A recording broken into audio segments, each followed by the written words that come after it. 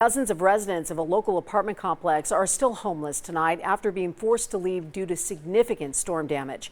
Anchor Abel Garcia joins us live from that apartment complex to show us the repairs that are being done and the frustration that many are facing. Abel.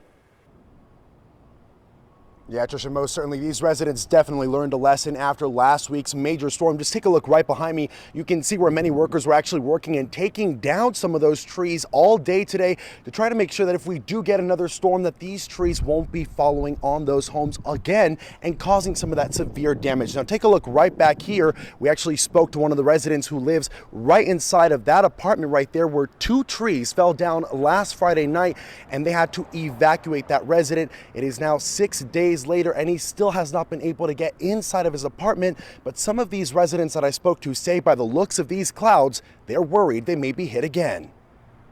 Falling trees, crushed cars. Damage left from Friday night's storm is still being felt days later at the Lake Sahara Apartments. I looked outside, I could not believe it. Ian Martinez lives at this apartment complex, but he hasn't been home in 6 days. But today, he finally felt like he should go see what he could salvage. 45-mile-per-hour winds knocked down two huge trees. They busted through Martinez's roof, took out his power, and forced him to move to a hotel. Yes, it's very frustrating, but you know, there is a procedure that you have to follow. And another resident who did not want to show her face says her dad's car was hit, bringing his construction business to a halt.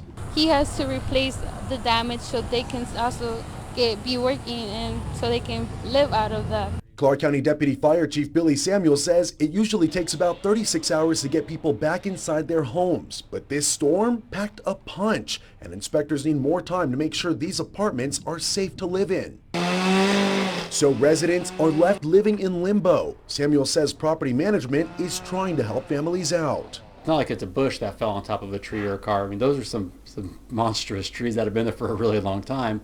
And with the soil it's been so wet for so long for this last couple of weeks, and with the winds come and they hit that little microbursts, it was just you'd say a perfect storm. Cheryl Jackson says these type of storms are only seen on the East Coast, and she has never seen anything like this in Vegas. Jackson says this tree you see here was a very close call. The tree that's in the front right there, it went to that side. If it would have went to this side, it would have hit us in the bedroom. And here at the apartment complex, as you can see, there are still tons of trunks and tons of trees still falling over. Clark County Fire says that it's still going to take them some time to get everything cleaned up here. And residents also say that the property management team tells them that they should be able to come back within the next 48 hours so that they can get everything repaired and allow them to come back in safely. Of course, we reached out to that property management team, and at this point, they have not contacted us back. I'm Abel Garcia reporting live from East Las Vegas.